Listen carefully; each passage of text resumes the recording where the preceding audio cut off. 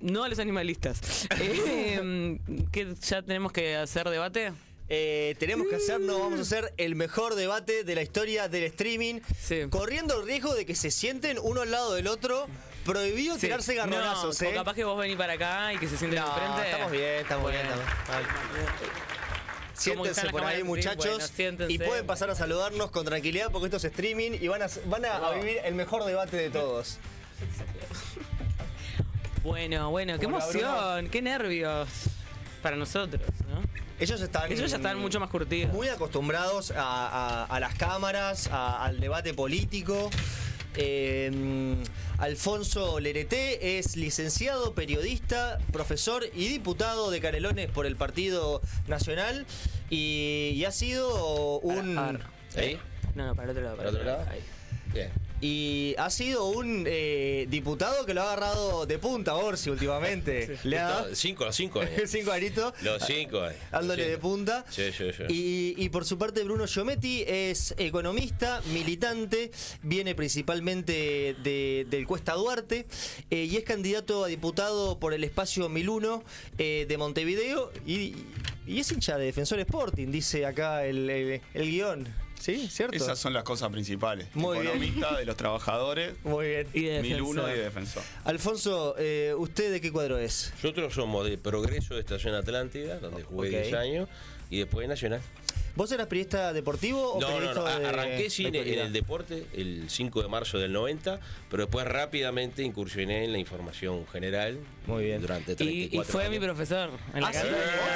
¿Otro más? Yo no lo quería decir. Me dijo Nico que te acordabas. Yo pensé que no te ibas a acordar ¿Cómo no porque me voy a acordar? pero ya fue hace 10 años en primera. Sí, y te voy a decir algo. ¿Por qué cuando decís licenciado y no decís en qué? Yo sé que comunicación es el peor, pero decilo. No. Yo lo O sea, digo como colega, hay Mirá, que decirlo. Lo digo con mucho orgullo, licenciado en comunicación social y que aporto a la caja.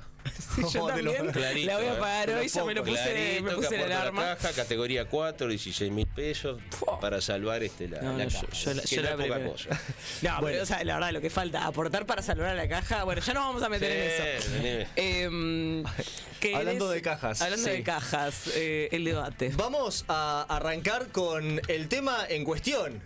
Con la cuestión de la papeleta blanca, la del plebiscito del PIT-CNT, que por si alguno andaba distraído y no se ha enterado aún de qué se trata, el plebiscito que propone el PIT-CNT y algunos sectores del Frente Amplio propone integrar en la Constitución la eliminación del ahorro individual con fines lucrativos, básicamente la eliminación de las AFAP, la fijación de 60 años para la edad jubilatoria y aparte que la jubilación mínima no pueda estar por debajo del salario mínimo nacional. Esos son los 3 puntos del plebiscito a los cuales nos gustaría conocer sus posturas, dado que Bruno está a favor y Alfonso es contrario a la iniciativa.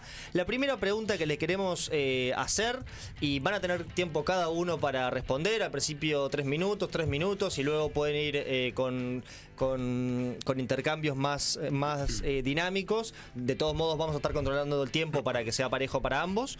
La primera pregunta que le queríamos hacer es que los candidatos a diputados presenten sus posturas sobre el plebiscito, por qué apoyan al plebiscito y por qué no apoyan al plebiscito, y comenzamos con Bruno, si les parece. Adelante.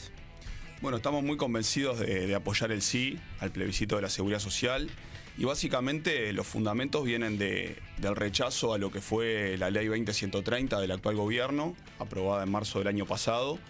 Ahí el primer punto, que tiene que ver con el tema de la edad, está vinculado con que hubo un flagrante incumplimiento electoral por parte del presidente de la calle Pou, que en campaña dijo que no iba a cambiar las reglas de juego a las personas que estuvieran trabajando, y el aumento de la edad fue para todos los trabajadores de menos de 50 años. Yo a veces digo, ganó por 37.000 votos y le cambió las reglas de juego a 1 millón de personas cuando dijo que no lo iba a hacer. Eso obviamente generó una reacción de parte del movimiento popular, de los trabajadores organizados, a lo cual nos plegamos también algunos sectores políticos, porque además el aumento de la edad que se hizo de 60 a 65 años fue al barrer, no tuvo en cuenta que hay un montón de sectores económicos como la industria manufacturera, el agro, el servicio doméstico, donde los trabajadores llegan a los 60 años realmente muy exigidos físicamente, y el aumento de la edad los deja en una situación de mucha vulnerabilidad, tener que esperar hasta los 65 años para poder jubilarse. Otra de las críticas que nosotros hacemos y que también nos lleva a este punto del plebiscito es que la reforma que hizo el gobierno solamente puso todo el foco, digamos, sobre las espaldas de los trabajadores. Yo creo que si se hubiera planteado el aumento de la edad sin haber sido al barrer, y si los sectores del capital más concentrados se les hubiera planteado que aportaran lo suyo para financiar la seguridad social, yo creo que ahí la discusión hubiera sido bien distinta, pero en realidad lo que hizo el gobierno fue un ajuste fiscal. Le llamó reforma jubilatoria, pero fue un ajuste fiscal que fue subir la edad jubilatoria al barrer de 60 a 65 años y bajar las jubilaciones con el cambio de parámetros que se colocó en la ley 20130.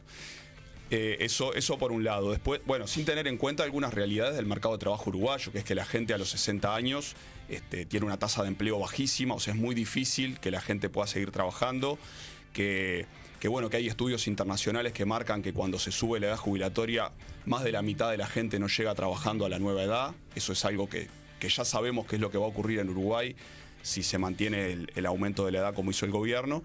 Y después el otro punto tiene que ver con el aumento de las jubilaciones mínimas.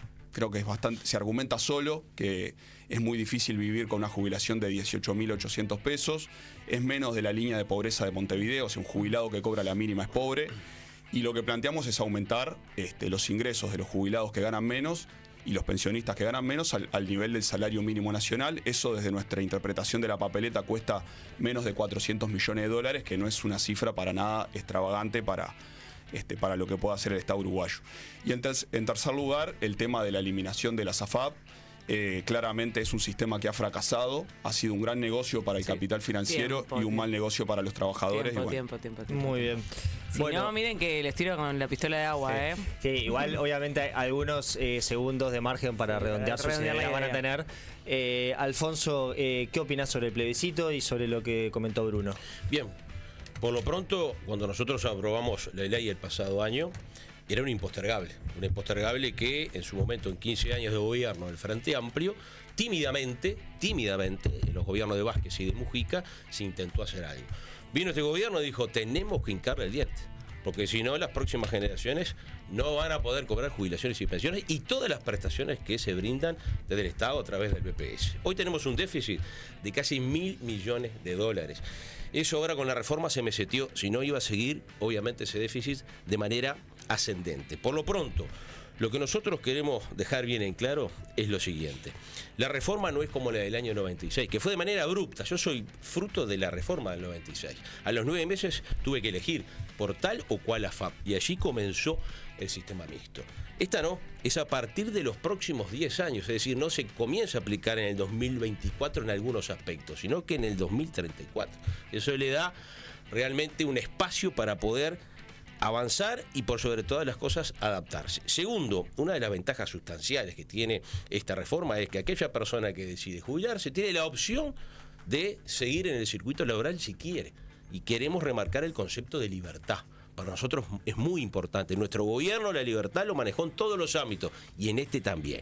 Tercero, todo lo vinculado con las jubilaciones mínimas dentro de la reforma se va a aplicar lo que se denomina un complemento solidario. Ese complemento solidario, increíblemente, cuando hacemos los números, va a ser más dinero de lo que efectivamente se quiere prendar o lo que se quiere unir a esa jubilación mínima. Es cierto que nuestro presidente en su momento dijo que no iba a tocar el tema de la edad. Yo lo tengo que asumir con claridad. Y en una de las charlas que tuvimos en Suárez y Reyes dijo, yo en esto me comprometí. Y dije que no hasta último momento, hasta que uno de los asesores, Rodolfo Saldaña, dijo, bueno, tenemos que hacer algo porque si no, esto realmente es una situación por demás complicada. Y a partir de allí se comenzó un proceso de 61 años, 62, 63, hasta llegar a los 65. También quiero decir algo, nuestros socios de la coalición colaboraron para mejorar el proyecto original. Proyecto original que el propio presidente se lo llevó al Frente Amplio, a la sede del Frente Amplio, y se lo entregó al presidente del Frente Amplio. Por ejemplo, Cabildo Abierto exigió que se comenzara la reforma a partir de los nacidos en el 73. El proyecto original arrancaba a los 68. Te lo digo en lo personal. A mí al principio no me involucraba, y ahora la reforma me dejó fuera de la misma. Entonces, en ese sentido, nosotros tenemos que ser bien claros que defendemos nuestra reforma, pero este plebiscito, sin duda alguna, ya lo han dicho los 101 economistas del Frente Amplio, es el principio del fin. Y lo dijo el que quieren elevar como ministro de Economía en un eventual gobierno del Frente, ¿no? Bueno, tiempo, muchas gracias. Ahora 2 minutos para Bruno para contestar también sobre este tema. Sí, bueno, primero está buena la autocrítica respecto al tema de la edad que plantea acá el diputado. Yo algunas puntualizaciones en la papeleta, por ejemplo, no se plantea eliminar todo lo que se aplicó en la ley 20130, como por ejemplo la posibilidad de seguir trabajando luego de estar jubilado. Eso no es contradictorio con lo que dice la papeleta. La papeleta establece 3 pilares básicos, uno que tiene que ver con la jubilación mínima, uno que tiene que ver con darle rango constitucional a un derecho que teníamos hasta hace 2 años, que es jubilarse con 60 años de edad y 30 de aportes, y el tercer punto, que es eliminar la SAFAP y los sistemas de ahorro individual con fines jubilatorios. Digamos, lo que elimina es el ahorro individual forzoso y no el ahorro individual. En realidad, si triunfa el sí, la gente puede seguir ahorrando de manera voluntaria y puede seguir habiendo mecanismos de ahorro, pero siempre y cuando sean mecanismos de ahorro colectivo. Eso es importante porque eso existe, por ejemplo, en otros países. No es algo que estemos inventando los que hicimos la papeleta, digamos, los que defendemos la papeleta, sino que existen criterios que permiten rentabilizar los fondos jubilatorios a futuro, pensar en las nuevas generaciones, pero que no sea que cada uno con una cuenta individual sea el que se tiene que resolver su jubilación, sino que sea un criterio colectivo y solidario, que es lo que nosotros defendemos. Y bueno, lo otro que quería comentar también es, bueno, lo del suplemento solidario. Eso tiene un doble filo, que es que el suplemento solidario, si bien en determinadas hipótesis futuras podría generar que las jubilaciones más bajas tengan alguna ventaja, también queda a criterio del Poder Ejecutivo el mecanismo de ajuste de ese suplemento solidario que fijó la ley 20130, entonces no es seguro que a futuro las jubilaciones mínimas vayan a tener una buena evolución. Y bueno, redondeo por ahí, que me están haciendo así. Ahí tenés dejo el tiempo, el último dudas, punto. sí, Dejo para el último minuto. Muy bien. Bien, el complemento solidario es clave. Va a tener ese incremento, está en la ley y por sobre todas las cosas va a ser más inclusive que la jubilación mínima. Segundo, acá nadie se puede abrogar el derecho de representar a los trabajadores. Es decir, todos representamos a los trabajadores. Eso que quede bien claro. Y cuando AEU en asamblea decidió que este era el camino y apoyar obviamente todo el tema de la reforma, si se da lo del plebiscito se cae todo, ¿no? Es decir, tenemos que ser bien claros. Es decir, es realmente el principio del caos. Y no lo dice solamente este humilde diputado, lo dice, insisto, quien lo ha presentado, la fuerza política, Frente Amplio, oposición que quiere ser gobierno, el eventual ministro de Economía lo firmó en un papel. Después salió a decir, no sería el fin del mundo. Bueno, pero evidentemente que lo firmado está y está escrito. Y no dijo solo esto, dijo muchísimas otras aspectos negativos, como por ejemplo que se podría comprometer, más que se va a comprometer lo que es la ejecución de un programa de gobierno, que todavía no lo han presentado, es cierto, pero por lo menos las intenciones y los anuncios. Es decir, en ese sentido sería el principio en sí de una situación extremadamente caótica y lo tenemos que decir. Es decir, lo tenemos que decir con claridad y por sobre todas las cosas, insisto, no basándonos solamente en nuestros argumentos. Hoy, increíblemente, coincido con una parte del Frente Amplio, no la de el aspirante a diputado. Con toda humildad digo esto, que es del Partido Comunista y del Partido Socialista, que están a favor del plebiscito. No, coincido increíblemente con el sector del candidato a presidente del Frente, que no quieren sobrar, no están sobrando la papeleta, no está haciendo campaña por la papeleta del sí, porque obviamente ve que no va a poder gobernar. Esa es la realidad, es decir, le van a pedir el voto a las personas para gobernar, pero no van a poder gobernar, como por lo menos lo tienen previsto desde que iniciaron los anuncios de gobierno. Y me quedo con la. Muy bien, Bruno. Bien, 15 segundos. Perfecto. Bruno y Alfonso tienen un último minuto cada uno para sintetizar justamente su apoyo o su voto contrario al plebiscito y luego vamos a discutir específicamente el financiamiento. Pero ahora, en esta parte más general de por qué plebiscito sí o por qué plebiscito no, tienen su minuto final. Bruno. Bueno, primero acá tenemos el programa del Frente Amplio, que siempre andamos con él encima. que es público desde el mes de marzo, aprobado en un congreso con más de 2.000 delegados.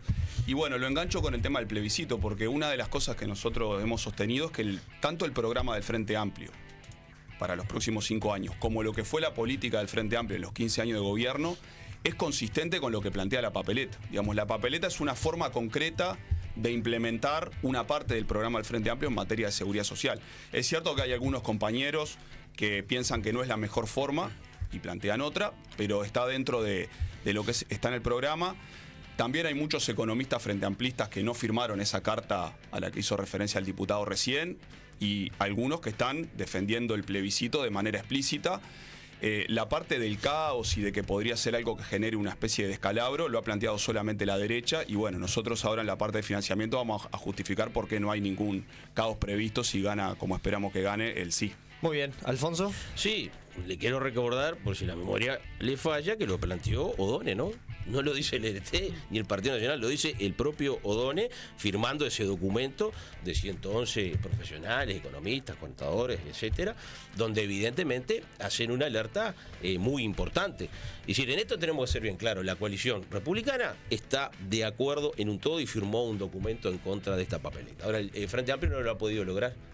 Y lo peor que puede hacer el Frente Amplio, porque eso es falta de coraje, lo tengo que decir con claridad, es dejar en libertad de acción a sus votantes. Tiene que decir, bueno, o me la juego por esto o me la juego por lo otro. No, dejó en libertad de acción. Entonces el Frente Amplio está partido, el Frente Amplio está dividido, por un lado los comunistas, por otro lado los socialistas, y por otro lado el resto del Frente Amplio, que se está dando cuenta que es una barbaridad lo que el PIT-CNT, en conjunto con el Partido Comunista y el Partido Socialista, hicieron. Primero con la firma de la hoy candidata a vicepresidenta Cosse. Después, obviamente, dijo, no, yo no puedo estar aprobando esto porque me están presionando desde arriba, de arriba a la 609. Vamos a ser bien claros, vamos a hablar con claridad. Si irá acá, obviamente no se puede sostener una posición política porque el Frente Amplio está partido. Entonces, como está partido, no puede dar certeza. Muy bien, muchas gracias. Ahora, para ser parejos y justos con quien arranca y con quien finaliza, como se suele realizar en los debates, en esta próxima parte va a comenzar el RT y va a cerrar Giometti. Y para que ustedes, televidentes y televidentas, sepan de qué vamos a hablar de la cuestión de cuánto cuesta la aplicación de la papeleta del sí, y en caso de saber cuánto cuesta, cómo se financiaría. ¿Vos, Fer, querías decir algo? No, eso. Y le damos la palabra a la RT para saber cuánto cuesta y cómo se podría financiar. A ver, nosotros el escenario, que esto es muy importante, vinculado con los efectos negativos de lo que es la eventualidad de aprobarse la papeleta del sí, por ejemplo, cuando hablamos de confiscación, que se va a confiscar los 22.000 millones de dólares de la SAFAP, allí ya tenemos un primer aspecto. Que ni hablamos que la SAFAP van a empezar a jugar, ¿no? Es decir, van a decir, vamos a empezar a hacer juicio contra el Estado uruguayo. Ya lo vimos en Argentina. Ya lo vimos en un país que no le fue para nada bien. Eso por un lado. Por el otro lado, después ya está anunciado, y reitero, no por el oficialismo, sino por los propios, en este caso economistas del Frente Amplio, que firmaron ese documento 111, que firmaron ese documento, que dijeron, bueno, acá se va a ver afectado parte de la recaudación, se van a ver afectado, en este caso, situaciones vinculadas con el programa que cualquier partido político pueda llevar adelante. Es decir, se planteó el principio del caos. Así que hay que ser bien claro, y acá no estamos aventando fantasmas, simplemente estamos transmitiendo lo que dijeron algunos compañeros del señor, porque esos compañeros economistas son compañeros también del señor. Entonces, en definitiva, acá vuelvo a insistir en el concepto de que el Frente Amplio en esto no solamente está dividido y está partido, sino que no tiene un rumbo, porque por un lado unos van diciendo no se apruebe la papeleta y por el otro lado sí hay que aprobar la papeleta. Entonces, eso para nosotros es muy importante en el contexto de la última premisa, que es tocar todo lo vinculado con determinadas exoneraciones o, como dicen desde algunos sectores del Frente Amplio, prebendas que se le dan a los que vienen a invertir al Uruguay. Bueno, yo le digo lo siguiente: ¿por qué en su momento el Frente Amplio, cuando gobernó 15 años, no derogó la SAFAP, no quitó determinadas prebendas vinculadas con lo que son situaciones donde vienen inversores y se le dan determinados privilegios, como dice el Frente Amplio, desde el punto de vista fiscal? No lo hizo. Y en 15 años tuvo las mayorías en el Parlamento y tuvo todo. Vamos a ser bien claros. Entonces, tampoco le creo cuando lanzan esa versión de decir, no, vamos a, en este sentido, esos 2.000 millones de dólares, volcarlos para poder financiar esto. Y cuando se termine, si es que lo hacen, ¿no? Porque hay que ver si lo hacen, si le da el coraje, si en la interna, esa interna de fuerzas que tiene el Frente Amplio, donde sabemos que el Partido Comunista y el Socialista están por debajo del MPP, les va a permitir en sí esa bandera poder levantarla. Yo creo que no, estoy convencido porque ya ha sucedido, como otros temas vinculados, y perdónenme que haga un pequeño paréntesis con la seguridad, cuando había determinados acuerdos a nivel multipartidario, cuando llegaron al Parlamento, el Partido Comunista dijo, esto no sale, y no salió, último gobierno de Vázquez. Entonces, en esto no hay rumbo, no hay certeza de lo que el Frente Amplio nos plantea, y no hay coraje, ¿no? Por algo el presidente dijo, hay que jugársela, y no se la están jugando. Esa es la verdad. Muy bien. ¿Cuánto sale y cómo se financia la papeleta, Bien. Bruno? Primero, un punto previo de contexto. Yo creo que no hay que dramatizar con el tema de que el Frente Amplio puede tener diferencias internas en este punto. Todas las reformas constitucionales desde la salida democrática para acá, en los partidos de la derecha, digamos, los partidos tradicionales, tuvieron diferencias. Vivir sin miedo, en el no a la baja, en la propia reforma que introdujo en la Constitución, que el índice medio de salarios es el indicador para ajustar las jubilaciones en general. En todas hubo diferencias y bueno, ahora parecen a veces olvidarse de que eso ocurrió. Después el tema del costo. Los propios estudios del BPS dicen que el único costo inmediato que tiene la implementación de la papeleta es el aumento de las mínimas, ¿verdad? Eso nosotros, en la interpretación que nosotros hacemos de la papeleta y con el respaldo de juristas reconocidos en el tema, es que eso tendría un costo de alrededor, calculado por el BPS para 2023, de 460 millones de dólares por año, eso calculado por el propio BPS, si el aumento es por persona y no por prestación, que es la interpretación que hacemos nosotros, y si ese cálculo lo hacemos para 2024, 2025, que es cuando se va a aplicar, serían menos de 400 millones de dólares por año.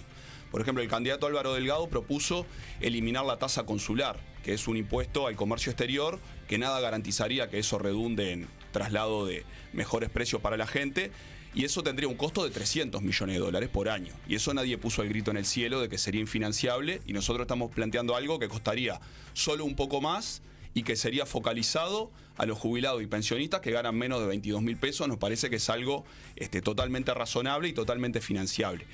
Los propios informes del BPS dicen que la reforma, la papeleta del sí no tiene otros costos inmediatos, porque en realidad las exigencias presupuestales se ven dentro de 15 o 20 años.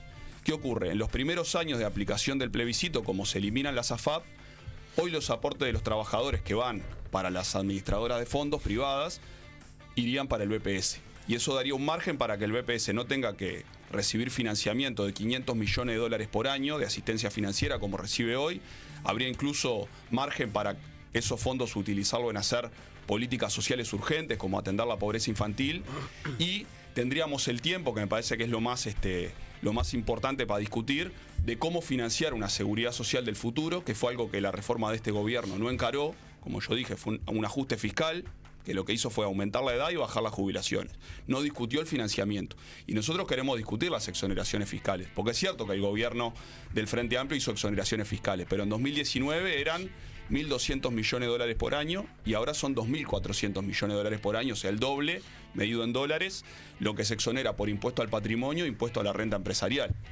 Entonces, no decimos que todas esas exoneraciones haya que eliminarlas, sería incorrecto y no sería conveniente, pero sí que hay que discutir mucho más a fondo dónde se dirigen los recursos públicos para el desarrollo, y no exoneraciones del tamaño que las que tenemos, que son mayores a las que hay en el promedio de América Latina, por ejemplo. Entonces, eso tiene que ser parte de la discusión futura vinculado con el financiamiento de la seguridad social. Alfonso, sale 400 millones, se pueden tocar exoneraciones, habría que subir impuestos. ¿Qué medidas habría que tomar para financiar esto? A mí me gustaría que el compañero candidato a diputado por la 1001 le explique a la gente por qué cuando gobernó su partido no le metieron el cuchillo el tema de las exoneraciones y perdieron esa batalla. ¿Qué me va a garantizar a mí que ahora, volviendo al gobierno del Frente Amplio, si es que vuelve, lo van a poder hacer? Realmente es una situación de incongruencia absoluta. No tiene capacidad de convencimiento. Que me explique por qué el candidato a ministro de Economía, que él tiene que respaldar por más que no le guste, está diciendo que esta situación que se puede venir es más que complicada para bajarle un poco el decibel. por si no es caótica, bueno, es hiper complicada. Bueno, que me lo expliques, porque a ver, al principio corcoviaron que no querían a O'Donnell, pero ahora ya se alinearon. El Partido Comunista ya se alineó y lo quiere, ¿no?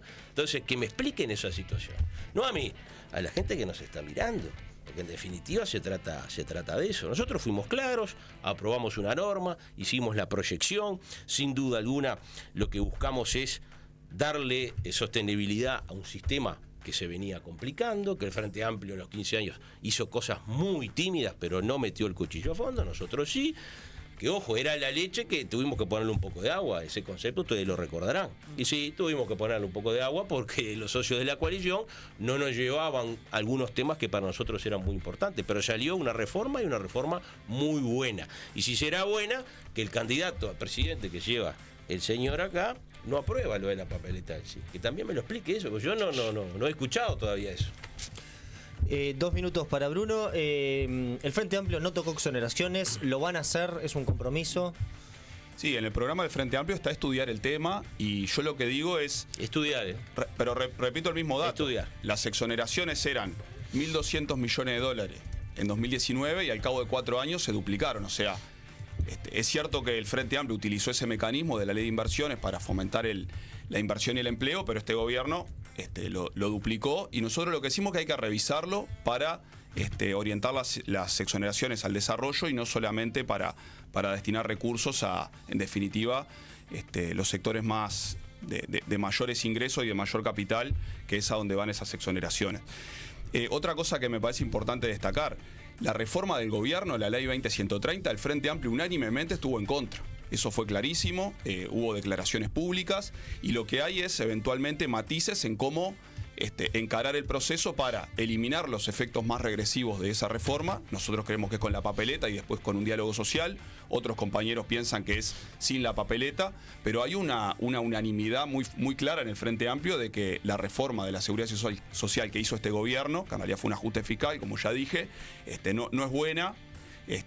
Solamente sangran los trabajadores con esta reforma, no se tocó nada los sectores de mayores ingresos y nosotros es lo que nos comprometemos a encarar. No decimos que sea sencillo, siempre tocar al 1% más rico es lo más difícil porque son los sectores que tienen más poder, pero nosotros desde nuestro sector y desde el programa del Frente Amplio nos comprometemos a ir en esa dirección. Hay una discusión, por ejemplo, también con los aportes patronales. ¿Por qué el agro paga un 1,9% de la masa salarial de aportes patronales, industria y comercio paga el 7,5%? Eso es algo que hay que discutir. Seguramente los pequeños y medianos productores familiares necesiten beneficios de ese tipo, pero ¿por qué un terrateniente paga menos aportes patronales por los trabajadores que tiene que el dueño de un taller mecánico o de un kiosco? Nosotros creemos que eso hay que discutirlo. Hay que discutir los temas del mercado de trabajo futuro, la sustitución de mano de obra por tecnología. Eso es una discusión y bueno, es parte de la reforma integral de la seguridad social que propugnamos. Muy bien. Bueno, minuto final. Me está Sí. pasando que todo el tiempo les quiero meter preguntas. O sea, es muy difícil para mí este debate total, porque total. quiero preguntar. ¿Ustedes cómo vienen? Vienen bárbaro, pero ¿cómo se sienten? Buenísimo. Minuto final. A mí me gustaría capaz que pudieran hablar entre ustedes, pero no les quiero cambiar las reglas en la mitad, así que no, está. Un poquito pueden interrumpirse, pero no demasiado. Bien. Bueno, minuto final del tema financiamiento. ¿Y hacemos con interrupciones? ¿Están de acuerdo? No tengo problema. Dale. Ningún problema. Minuto final, mátense. No, está todo bien. A ver, quedó de manifiesto, lo vamos a estudiar, eso no es certeza. Si no, yo digo, voy a hacer esto y punto. No tiene ni la fuerza, no tiene la capacidad, no tiene la más mínima certeza de poder decir voy a hacer tal cosa. Eso lo tengo clarísimo porque de las palabras del compañero acá quedan más que claras. Lo segundo, vemos un Frente Amplio partido. Cuando digo vemos un Frente Amplio partido, sin duda alguna no es con matices. No, el candidato a presidente dice no hay que llorar. Y cuando el otro día le dijeron no, porque había un local partidario o un puesto de distribución de listas con la 609, enseguida se demarcó. No, eso no es nuestro. Entonces, queda bien en evidencia que está partido, que no tienen la misma concepción, pero ¿qué pasa? Tienen un sistema donde lo más importante para el Frente Amplio es llegar al gobierno. Esa es la verdad. Entonces, para llegar al gobierno no justifican en sí los medios. Y el medio es este. Están jugando con algo que es muy, pero muy sensible para los ciudadanos. Tiempo. Bruno, minuto final. Bueno, nosotros ahí tenemos una diferencia, obviamente. El Frente Amplio tiene un programa único, siempre fue una fuerza de programa, una fuerza de ideas. Se creó en el año 71 en base a un programa. Y bueno, si hablamos de la necesidad de llegar al poder, bueno, algunos candidatos de los partidos de la coalición, un poco la campaña que están haciendo es juntémonos para ganarle al Frente Amplio. Obviamente que no tienen un programa consolidado porque se tienen que juntar 4 o 5 partidos para poder llegar a elegir presidente. Y ¿Qué es el nosotros Frente Amplio?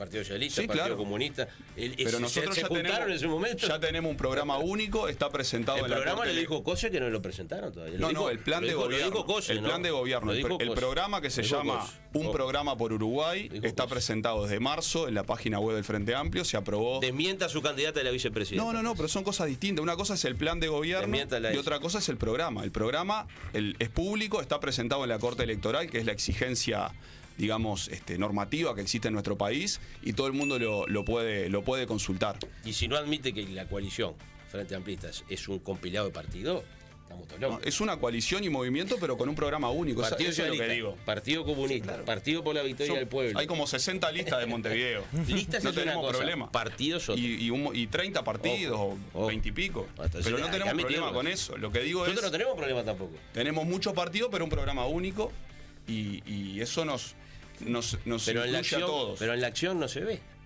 ¿Por qué no? Y porque, a ver, usted dice que hay que impulsar la papeleta del sí y su candidato a presidente. Es Dice como que que no. yo diga que el Partido Nacional Es así. no es un partido, porque en la Es reforma así. Vivir Sin Miedo algunos estaban No, no, no. sobrando y otros no. Pero a ver, Es lo mismo. hábleme del de ahora.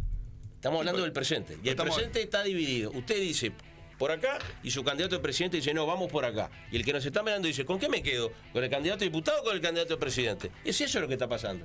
Y usted no da certeza. Tenemos matices como hemos No, tenido no es en otros matices, temas. no da El certeza. El programa es muy claro No y da vamos a ir certeza. a una seguridad social No, donde no, la gente se ya pueda no tuvo jubilar a fuerza los ni en 60 este años, programa ni en el anterior. se puedan aumentar las jubilaciones En 15 mínimas años no tuvo fuerza. y no haya lucro en la seguridad social. No lo logró. No queremos que No haya lo logró. bancos que ganen No con pudo los eliminar aportes la de los SAFAP, trabajadores. no pudo Muy bien. ajustar la reforma. No Le, pudo. le ba- Bueno. le bajamos las comisiones a 1/3 de la SAFAP. No pudo. Creo que quedaron bastante explícitas las diferencias Sí. entre ambos respecto al plebiscito de la seguridad social, la papeleta blanca. Simplemente para que los televidentes sepan, esto al ser una reforma constitucional, un plebiscito, solamente se vota de manera afirmativa. Para votar en contra simplemente no hay que poner la papeleta, eso es importante que lo sepan. Y vamos a irnos ahora un poco más en general. ¿Vos, Fer, querés comentar algo? No, eso, de pasar al siguiente tema, que es... Deje de preguntar, que quiere preguntar y no Tiene puede una ir. gana. No, Deje de pero está preguntar. bien, es para que ustedes debatan entre ustedes, no para que yo los... Yo quiero los ordenar molesta. y ella quiere usar... No, La ¿sabes lo que pistolita, pasa? No, la pistolita. bueno, no, y voy a blanquear, yo estoy leyendo mucho el chat y son graciosos y me hacen tentar, entonces estoy como... Ay, No, el chat está on fire, Ah, lo estoy ¿sí? debatiendo. Bien. Va. No, pero me hacen bien, reír. bien, Bueno, eso, bueno. ahora vamos a pasar el área economía y trabajo y salir un poco del plebiscito y más hacia las propuestas, porque en realidad, bueno, ahora nos peleamos mucho por el tema Frente Amplio, pero en realidad no era el tema, porque como bien dijeron, en realidad el Frente Amplio está partido en esto, pero bueno, en esto sí nos vamos más al tema partidos, que es primer gran tema. Vamos a hablar de generación de empleo y de recuperación salarial. ¿Qué propuestas tienen cada uno, bueno, individualmente, pero también como representantes de su partido? Esta vez empezamos con Lerete. Bien. Nosotros vamos a seguir en la misma línea que lo hizo nuestro presidente de la calle Pou, compromiso por el país, y los 5 partidos, que ahora son 4, porque el Partido de la Gente no se presenta en este caso en esta elección, pero sí se presenta el Partido Constitucionalista Ambiental de Eduardo Luz, quien tiene un perfil más de coalición. A ver, creamos más de 90.000 puestos de trabajo.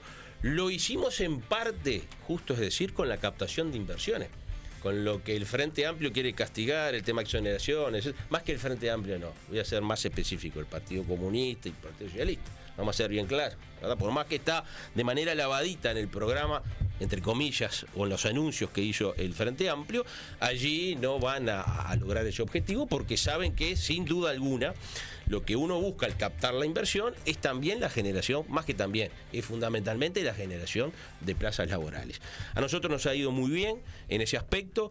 También generamos, y esto no es en el ámbito estrictamente laboral, sino en un momento muy importante de la pandemia, cuando Uruguay estaba necesitado de tener allí la posibilidad de ayudar a los más vulnerables, y en este sentido se creó el programa Oportunidad Laboral, los jornales solidarios, que fueron 15.000 al principio. Después se bajaron a 10.000, hoy a 9.000, y el compromiso fue que estuvieran hasta el final de este periodo de gobierno.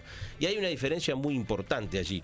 Nosotros no dimos esa oportunidad laboral en nuestro gobierno sin ningún tipo de prestación, me refiero a las personas que lo reciben a cambio. Es decir, tenía que haber allí un impulso para devolverle a la sociedad lo que la sociedad estaba haciendo con el esfuerzo económico de poder, en este caso, destinar dinero y partidas para eso. Y se dispusieron que esos jornales solidarios trabajaran en conjunto con la Intendencia, pintando bancos, limpiando espacios públicos, acondicionando plazas, etcétera, y fue algo espectacular. Y hasta hoy está funcionando. Con experiencias anteriores del Frente Amplio era dar el dinero por dar y punto, salvo algunos casos puntuales que los conozco, ¿verdad? Y que seguramente los va a decir el compañero. Pero otras era simplemente dar el dinero y nada más. Acá no, acá se cambió la mentalidad. Esa es una gran diferencia que nosotros tenemos. Y en la captación de inversión vamos a seguir, no cabe la más mínima duda. Vamos a seguir, por supuesto, con una premisa que es muy importante, el equilibrio entre la generación, el equilibrio entre el tema laboral y los derechos de los trabajadores. Nos dijeron a nosotros cuando asumíamos el gobierno, y antes también, no, se van a liquidar los consejos salarios. Y los consejos salarios siguen. Y fue muy importante que el Frente Amplio lo haya reanudado cuando asumió el gobierno, ¿verdad? Que antes no funcionaba. Yo tengo que ser bien claro. Yo soy parte también de ese proceso. Fundé 2 gremios y participé de los consejos salarios. Y este gobierno no los sacó. Los mantuvo y los potenció. Y tuvimos un ministro de Economía, de Trabajo espectacular, como Pablo Mieres, que fue el que sostuvo allí el equilibrio entre el sector empleador, entre los empleados. Es decir, funcionó muy bien. Por eso vamos a seguir en esa línea y con positivo. Giommetti, ¿cómo generamos más empleo y fortalecemos el salario en Uruguay? Bueno, primero hablar del diagnóstico, ¿no? Este gobierno tuvo 4 años donde la economía creció, salvo el 2020, que fue el año de la pandemia, y ese crecimiento fue con aumento de la pobreza, eso lo dicen los datos oficiales del Instituto de Estadística, con 100.000 trabajadores más que ganan ingresos de menos de 25.000 pesos, o sea, creció la cantidad de trabajadores y la proporción de trabajadores que tienen ingresos sumergidos, y con un crecimiento importante de la desigualdad. Cuando uno mira esos gráficos que salieron en los estudios de investigadores del Instituto de Economía, rompe los ojos, ¿no? O sea, el 10% más pobre fue el sector al que le fue peor, está bastante por debajo en nivel de ingreso que lo que estaba en 2019. Los sectores medios más o menos empataron, pero después de haber venido de 4 años de pérdida en general, y solamente el 10% más rico y sobre todo el 5% que ya era más rico, mejoró su situación respecto a 2019. O sea, un crecimiento económico donde se profundizó la desigualdad, incluso aumentó la pobreza, que es algo bastante cuestionable o criticable, ¿no? Cuando crece la economía, lo esperable es que la pobreza baje y sin embargo tenemos una pobreza de más del 10%, cuando en el 2019, ya con problemas económicos, en el tercer gobierno del Frente Amplio estaba en el 8,7%, me parece. Entonces, ahí hay un tema que me parece que es importante, ¿no? Un diagnóstico distinto que el que hace el gobierno. El Instituto de Economía también calcula que hubo una transferencia de ingresos desde el trabajo hacia el capital en 4 años de más de 7.000 millones de dólares. O sea, acá el problema no es que el salario real cayó en la pandemia solamente. Acá el problema es que el salario se recuperó mucho más lento y en algunos sectores todavía no se termina de recuperar que los ingresos de los sectores del capital. Entonces eso generó una transferencia de ingresos que bueno, desde nuestro punto de vista hay que ponerla sobre la mesa para que sea parte de la discusión. Política salarial, es cierto lo que decía Lerete de que el gobierno no eliminó los consejos de salario, que seguramente hay personas en el Partido Nacional que lo querrían hacer por una cuestión ideológica que es respetable, aunque obviamente no estamos de acuerdo, pero sí es cierto que cuando hubo votación en el Consejo de Salario, cuando hubo resolver por votación en estos 5 años, el 90% de las veces el gobierno votó con los empresarios y solamente el 10% votó con los trabajadores.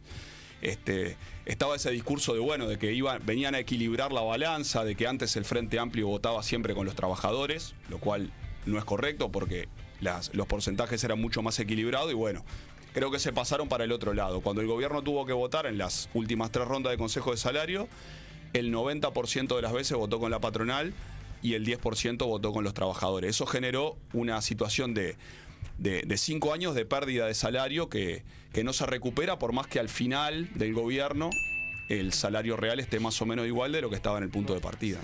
Lerete, respecto a la recuperación salarial y a la votación del gobierno en los consejos de salario, ¿cómo se explica esto y qué medidas en un nuevo gobierno del Partido Nacional para seguir recuperando salarios se podrían impulsar? Bien, vamos primero por una aclaración. La pandemia no fue solo el 2020, fue el 2021. Recién a fines del 2021 se levantó la emergencia, ¿verdad? Digo esto porque es desconocer todas las vicisitudes que sufrimos y que vivimos. Y que en su momento aplicamos muchísimas políticas para apoyar a los más débiles, los más vulnerables en este sentido, y también desde el punto de vista laboral. Fuimos los creadores del seguro de paro flexible, que fue una herramienta fundamental para salir de esa situación de pandemia, que todos siguieran trabajando, ¿verdad? Y algunas en el Parlamento, el Frente Amplio no respaldó. Y otras tímidamente levantó la mano, pero verbalmente, en lo argumental, criticó siempre. Yo lo que quiero decir acá es lo siguiente. No es que termine al final del gobierno la recuperación salarial, ya está. 2 puntos por encima, salario real, ya está. No hay vuelta de hoja. Que lo pinten como quieran y que lo transmitan como quieran, ya se notó. Es más, en plena pandemia se llegó a firmar varios convenios, varios acuerdos, uno con COFE, por ejemplo, para la recuperación, porque hubo un sentido de las dos partes, tanto del gobierno como de los sectores, en este caso sindicalizados, que se tenía que encontrar una salida, y la salida se encontró. Es decir, hoy no hay ningún tipo de reivindicación en esa materia desde esos sectores. La recuperación se dio y se concretó y no quedó nadie para atrás. Eso como primer tema. Como segundo, para nosotros es muy importante lo que hizo el ministro Mieres desde el Ministerio de Trabajo con todo su equipo, porque hubo menos conflictividad. Y si hay menos conflictividad es porque llegaron a entendimientos y acuerdos. No cabe la más mínima duda que me digan una queja contra el ministro Mieres de algunos sindicatos. Fue muy equilibrado. A ver, la coalición republicana tiene la izquierda y la izquierda se llama Pablo Mieres. Es decir, es el que nos representa desde esa perspectiva. Bueno, Bruno, respecto a esta pregunta, también te agrego eso, mirando a futuro, no tanto ya, bueno, qué se hizo, qué se perdió, qué no se perdió, cuáles son las propuestas para la recuperación salarial y la generación de puestos de trabajo. Minuto final para cada uno. ¿Es el minuto final? No, solo dos, perdón, Mayo. No me saquen dos. Sí, igual una cosa antes de entrar a eso que me parece importante destacar, esto que decía el diputado de la conflictividad, porque a veces se dice, bueno, el FAPIT, el PICNT solamente le hizo paros a este gobierno por temas ideológicos, y en realidad el PICNT le había hecho muchísimos paros a los gobiernos del Frente Amplio, y ahora se manejó con independencia de clase como siempre se ha manejado, y ha hecho reivindicaciones y mantiene reivindicaciones en materia salarial, porque durante lo que fue la 9ª y la 10ª ronda de Consejo de Salario, el PICNT no estuvo de acuerdo con las pautas salariales, por esto que yo les decía anteriormente, de que se estaba viendo que la economía se estaba recuperando mucho más rápido de lo que planteaba el gobierno en materia de recuperación salarial. Entonces hoy tenemos una economía que es 4 o 5 puntos más grande de lo que era en 2019, y que ya a finales de 2021 se había recuperado en su totalidad de la caída de la pandemia, por lo menos en el PBI, y el salario demoró 3 años y medio en empezar a recuperarse. O sea, hay una diferencia ahí en el ritmo que genera esa transferencia de ingresos a la que hacíamos referencia y que está medida por la Facultad de Economía, no es que lo diga yo. Después, en materia de generación de empleo, claramente estaba planteado el diputado planteó el tema de los jornales solidarios. Eso no fue tampoco un invento, y nosotros obviamente que en materia de emergencia respaldamos esa iniciativa, pero con el Frente Amplio, por ejemplo, existía Uruguay Trabaja, que era un programa un programa social de empleo, como es los jornales solidarios, pero que tenía otros componentes que para nosotros son importantes, que es el seguimiento técnico, la formación a las personas que pasaban por ese programa para que después tuvieran la posibilidad de mayores chances de acceder al mercado de trabajo formal y a empleos de calidad. Claramente eso no puede ser la única política de empleo. Y obviamente esto se engancha también con lo que tenemos en el siguiente bloque, que es la transformación de la matriz productiva, la necesidad de generar inversiones en sectores que sean intensivos en empleo y que generen empleo de calidad. Y bueno, lo último lo dejo para el siguiente minuto para rematar. Muy bien. Ahora sí vamos con el minuto final. Sí, minuto final con interrupciones. ¿Cómo te gustan las interrupciones? Prométame un mate, por lo menos, porque tengo la garganta que no se bueno, va. claro. Yo lo dejé un afuera mate. también. Y podemos tomarnos una pausita porque esto es un debate por streaming, entonces estamos pasándola mucho mejor del estrés que uno sufre cuando va a debatir en televisión. No hay drama, está todo bien. Acá si no termina como Sasha y Vega, no, perdimos. No quiero debatir. Bueno, ahora sí, vamos a tener el minuto final para Lerete y para Giometti respectivamente sobre recuperación de salario y generación de empleo. Y estaba bueno este énfasis que planteaba Fernanda de, bueno, ya quedaron claros relativamente los puntos de las lecturas de cómo fue la recuperación de este gobierno. En este gobierno, si estuvo bien, si estuvo mal, si fue tardía o si fue adecuada.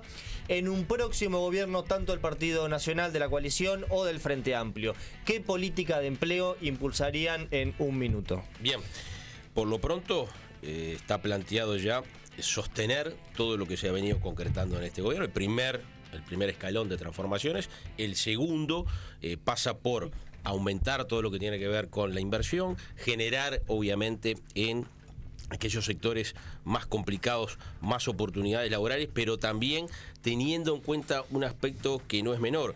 No solamente el tema capacitación, no solamente el tema de reciclar, también la complementariedad. Cuando digo la complementariedad es que no solamente atribuirle a lo privado. Yo, en este sentido, nosotros hemos cambiado un poco, ¿verdad? Es decir, partiendo de la base de que hemos aplicado desde este gobierno de coalición con un presidente blanco, hemos aplicado algunos conceptos ballistas. Tengo que ser bien sincero, y yo no soy colorado, pero lo hemos aplicado, ¿verdad? Entonces, que la obra pública, que lo vinculado con el desarrollo desde el Estado tuviera una mayor presencia, para nosotros fue importante. Muy bien. Giometti. Bueno, yendo rápido porque hay muchas propuestas en el programa del Frente en materia de empleo y tengo solo un minuto. Una tiene que ver con la necesidad de un plan de trabajo protegido para los sectores que tienen más dificultades para acceder al empleo. En Colonia se informó la propuesta de generar 12.000 puestos de trabajo protegidos por el Estado para los jóvenes de entre 18 y 24 años que están en situación de desempleo. Eso podría incluso después irse aumentando a otros sectores con dificultades para acceder al empleo. Después está la propuesta de discutir el tema de la reducción de la jornada laboral, que es una propuesta que viene del movimiento sindical, pero que hay incluso otros partidos políticos que han dicho que están dispuestos a discutirla. Hay más de 500.000 trabajadores que trabajan más de 40 horas por semana en sectores exigentes desde el punto de vista físico y es algo que hay que discutir a nivel legislativo para que después se pueda implementar de forma concreta, gradual, en la negociación colectiva. Y después, por ejemplo, otros proyectos de ley que se han presentado en esta legislatura que vamos a levantar en la siguiente, como por ejemplo la necesidad de que haya justificación de los despidos, que es algo que está en un convenio de la OIT, que entendemos que tiene que ser parte de la discusión laboral también. Muy bien, ahora pasemos ya llegó el tiempo. Cortito, la de los jóvenes, esa experiencia es muy parecida a la que en el año 90, cuando Jorge Gandini era director del INJU, se implementó, que se llamaba primera oportunidad laboral. No primera experiencia, que son cosas distintas. ¿Opiniones, Muy Bruno? parecida. Sí, no soy especialista en cómo se desarrollaron las experiencias concretas en nuestro país. Es obvio que no estamos descubriendo la pólvora con este planteo, pero sí el compromiso de que haya 12.000 puestos de trabajo protegidos por el Estado, que es un número importante para la cantidad de personas jóvenes en desempleo y también a otros sectores, ¿no? Las personas recientemente liberadas de prisión, las madres, las jefas de hogar con menores a cargo, eso está planteado también en la propuesta programática. Yo estoy de acuerdo en discutir. Bueno, en ese punto estamos de acuerdo. ¿Están de acuerdo en discutir la reducción de la jornada? Eso estamos de acuerdo. Empezar a conversarlo, ¿no? Con todos los actores en la mesa, ¿no? No imposición así, no. Vamos a conversarlo entre todos. Bueno, nosotros tenemos un un sistema en este programa que es que si nos mandan plata, o sea, si nos ensobran, tenemos que leer lo que nos digan. O sea, somos Diga. literalmente, somos como la papeleta, nos pueden ensobrar. Entonces, bueno, llegó un sobre que la pregunta para el LRT imagino que es, si está tan buena la reforma que hicieron, ¿por qué tanta gente está en contra? ¿Por qué los trabajadores sacaron el plebiscito? ¿Y por qué la mayoría de las encuestas responde a favor del plebiscito? Bien. Un minuto para cada uno, capaz que le damos, ¿no? Pero esta es más para el LRT. Bueno, Bien, sí. Es una, más que una pregunta, es una afirmación Sí. que tiene ciertos aspectos que tiene asidero. Puedo hacer la otra pregunta, ¿por qué la gente está en contra del plebiscito? Si no, pero bueno, sigamos con esto. El tema es así, cuando se habla de la gente parece que fuera toda, ¿no? Si uno va por las encuestas, algunas marcan una aceptación para que esto siga como está y que no se apruebe la papeleta del sí, y otros marcan cierta paridad. Quien va a definir es el que nos planteó la pregunta, y miles y miles y miles de uruguayos que el 27, cuando se abran las urnas, se va a saber si se aprobó o no se aprobó. Sí, alguien también pagó y dijo, si el plebiscito sale por el electorado de la coalición republicana, dejen de acusar a Orsi si son ustedes que la habilitan. No, si sale, o sea, es verdad que hay gente de la coalición que marca que lo va a votar. ¿Cómo ven esa disociación de tanto, bueno, Orsi está en contra, pero hay muchos del Frente Amplio que lo van a votar? También todos los dirigentes de la coalición están en contra y hay gente que lo va a votar, que piensan que hay como una desconexión ahí entre dirigencia y electorado. Eso Un para los segundito dos. cortito. Mira, la última sesión del Parlamento la cerré así. El diputado Nicolás Viera, de la 609 Colonia, salió a hablar de este tema y eso, ¿no? Y yo dije, bueno, voy a cerrar mi participación en esta legislatura diciendo que estoy de acuerdo con el diputado de la 609. ¿Qué momento? Sí, y que estoy de acuerdo con la postura del candidato a presidente Son de todos Frente de Amplio. centro, deja. Lo dije. ¿Por qué? Y porque coincidimos. No estamos a favor de la papeleta del sí. Fue lo que dije, ¿no? Y obviamente que generó risas, etcétera, pero en definitiva es lo que tú decís, es una situación bastante compleja, porque en ese punto estamos de acuerdo. Ahora, hay un sector del electorado de la coalición que es cierto, que está en sintonía con el compañero, y hay una gran parte del Frente Amplio que está en sintonía con lo que planteamos nosotros. Entonces, en ese punto hay cruzamiento. Bruno, te hacemos la pregunta inversa. ¿Por qué si es tan buena la reforma de la seguridad social de gobierno, tanta gente está en contra? No, si es tan buena la papeleta, Sí. ¿por qué hay tanta gente en contra? Bueno, Dame otro mate. la que vos quieras responder. Ahí creo que la clave es entender esto, que hay mucha gente que está, o bastante gente, que en realidad quiere cambiar las cosas, está en contra de lo que fue la ley 20130 que hizo este gobierno y no necesariamente piensa que la mejor forma de revertir eso es por la papeleta. Entonces eso puede generar, y hay gente de la coalición que quizá no quedó conforme con la ley que hizo el gobierno porque se aumentó la edad y no entendía que eso no es correcto, o porque entiende que es correcto que gane, que la jubilación mínima aumente y la va a votar. Pero creo que en esencia es eso, el diputado recién decía, bueno, la gente tiene que elegir entre que quede todo igual o la papeleta, y en realidad solamente todo quedará igual si gana la coalición con mayoría parlamentaria, porque si gana el Frente Amplio, tiene previsto hacer modificaciones relevantes al sistema de seguridad social, independientemente de que no gane el plebiscito. Claro. ¿No? Bueno, entonces diciendo esto, ¿no es un poco también como, bueno, no pasa nada si no lo votan? No, yo creo- Porque para mí es eso, es como está la tercera opción, se plantea a veces como dicotomía, como o la reforma que planteó la coalición o la papeleta, y no hay tercera opción, y en realidad hay una opción bastante probable que es que el Frente Amplio llegue al gobierno y tras ese diálogo social cambia algunas cosas. Sí, yo creo que la papeleta asegura esos tres mínimos que son relevantes para tener como base de esa reforma integral que hay que hacer. Hay también en la propia papeleta un montón de cosas que se dejan a la reglamentación del Parlamento. O sea, la papeleta no resuelve todo, sino que abre una reforma integral y deja establecidas algunas bases que desde nuestro punto de vista son clave. Pero entiendo, digamos, a los que digan, bueno, confiamos en que el Frente Amplio va a hacer todo lo que dice el programa en estos 5 años.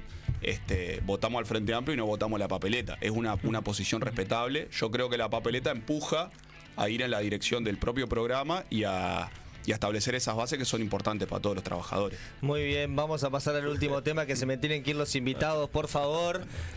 Arriba las manos, esto es un asalto. Último bloque y luego vamos a tener un minuto de síntesis de por qué votar al Frente Amplio o al Partido Nacional para cada uno, pero antes vamos a tener el último bloque que tiene que ver con crecimiento de la economía en Uruguay. Algo que todos los partidos comparten. Uruguay hace una década que está creciendo una tasa más o menos de un 1%. Y está esa discusión de en qué sentido tenemos que transformar la matriz productiva, es decir, qué produce Uruguay, cómo le damos valor agregado a lo que producimos para que la economía crezca. Tiene 3 minutos Giometti para comenzar. Respecto a transformación de matriz productiva. Capaz que estamos medio pasados, arranquemos con 2, 1, 1. ¿Están de acuerdo con hacer 2, 2, 1, 1? Sí, dale. Dale, perfecto. Tratamos de ser sintéticos para cumplir con los tiempos globales. Este es un tema muy importante, capaz que no es un tema que venda tanto como otros en la campaña electoral, porque en realidad los resultados de una estrategia de desarrollo que busque la transformación de la matriz productiva, la generación de empleo de calidad de manera sostenible, con sostenibilidad ambiental y todos los apellidos que a veces le queremos agregar, es algo que se ve en el largo plazo. Incluso capaz que en 5 años un gobierno no logra ver los resultados de una política de desarrollo en esta materia. Pero para nosotros, y es un énfasis que está capaz que más marcado en este programa del Frente Amplio que en programas anteriores, es algo fundamental. Esto lo resumimos en un titular que después hay que darle contenido, que es esta idea de Estrategia Nacional de Desarrollo, ¿no? O sea, para nosotros, a diferencia de lo que sería un poco la visión que tuvo el actual gobierno, que es más bien, liberar recursos y liberar trabas para que el Maya Oro se desenvuelva, ¿no? Es un poco la visión que tiene más la economía liberal, ¿no? Es decir, el Estado lo que tiene que hacer es generar el clima de negocios y eliminar regulaciones para que el Maya Oro invierta y genere desarrollo por sí mismo. Y nosotros tenemos una visión distinta que no es en el otro extremo, no es hay que estatizar todo, eso obviamente que no es lo que piensa el Frente Amplio, pero sí que el Estado tiene que tener un rol dirigente de hacia dónde va la economía, tiene que marcar el rumbo, tiene que tener una estrategia a 5, 10, 15 años para adelante, y eso implica después establecer, por ejemplo, qué sectores de actividad se le quiere dar prioridad para que se desarrollen, y nosotros entendemos que tiene que haber una política industrial, digamos, de nuevo tipo en ese sentido. Es algo que se está haciendo en todo el mundo, no es algo que lo estamos planteando acá. Los países de Europa, los países más desarrollados, incluso Brasil, están teniendo política industrial activa para desarrollar cadenas productivas que generen más valor agregado y empleo de calidad. Hoy tenemos una economía muy primarizada, muy dependiente, y eso es algo que hay que hacer acciones contundentes para revertirlo, para modificarlo. Muy bien, Lerete. Bien, por lo pronto nosotros cumplimos el capítulo 5 de la agenda de gobierno de Luis Lacalle Pou, que fue cuidar el dinero de los uruguayos. Para nosotros eso era fundamental. Ejemplo, no destinamos $1.000 millones a recapitalizar ANCAP, que el Frente Amplio la fundió. No destinamos $370 millones que los enterró el Frente Amplio en la regasificadora. Nosotros no lo enterramos. ¿Y todo ese dinero para dónde fue? Y fue obviamente para dinamizar la economía interna. Ejemplo, construyendo puentes, construyendo alcantarillas, construyendo rotondas, puentes. Ha sido una revolución en todo Uruguay. Es simplemente salir y, como dijo ayer el presidente, vamos a tener que hacerle una guía a algunos candidatos para que conozcan el Uruguay y conozcan lo que se hizo. Entonces, en esa perspectiva nosotros vamos a seguir. No somos el socialismo del siglo XXI que dilapida los recursos de la gente. No, cuidamos el dinero de la gente. No fundimos ANCAP en este gobierno. No enterramos, reitero, millones y millones de dólares en una regasificadora que nunca se construyó, que nunca se hizo, que quedaron allí lo que era la parte de hormigón. No fundimos Pluna, no fundimos ninguna empresa del Estado, no nos metimos en fondos que evidentemente fueron negocios fallidos. No sucedió nada de eso. Último gobierno del Frente Amplio, catastrófico. Bueno, nosotros eso no lo hicimos todo lo contrario, y por eso los resultados que hemos obtenido, desde toda perspectiva. Y cuando se habla del Maya Oro, es faltarle el respeto a los que hacen ciclismo en Uruguay. No se sabe el concepto de lo que quiere decir Maya Oro. Yo le pregunto ahora, ¿qué quiere decir Maya Oro? Y no me lo sabe responder. El Maya Oro es etapa por etapa, cuando se va destacando determinada persona por su kilometraje y por lo que hizo, y el grupo lo protege porque esa persona al final puede generar en sí el triunfo en determinada etapa y en lo global. Pero el Maya Oro es una persona de carne y hueso, y el Frente Amplio se transformó el concepto positivo en negativo. Están equivocados con eso, lo digo de corazón. Si el Maya Oro está bien en el ciclismo, y lo que dijo el presidente también. Minuto final con contestación. Sí. Ninguna me dijo, y la idea para cambiar la matriz productiva es... Bien. No, primero Todos queremos que no sea más primarizada la una economía. cuestión sobre ¿Cómo las hacemos? empresas públicas que me parece importante. El Frente Amplio, cuando asumió en el 2005, las empresas públicas estaban prácticamente fundidas. El Banco República estaba fundido, el Banco Hipotecario, porque durante 20 años, y después lo que fue la crisis del 2002, no se había invertido. Y el Frente Amplio hizo la transformación más importante de las telecomunicaciones en la historia del país, con lo que es Antel, la transformación de la matriz energética. Es cierto que algunos negocios pueden haber salido mal, y sí, como dice el dicho, ¿no? El que no hace no se equivoca. Pero lo cierto es que las empresas públicas, después de los gobiernos del Frente Amplio, son un puntal para el desarrollo del país y para el rol social que tienen, que para nosotros es absolutamente fundamental y va de la mano con la matriz de pensamiento ballista que tenemos en el Uruguay de la defensa de las empresas, que son de todos. Muy bien.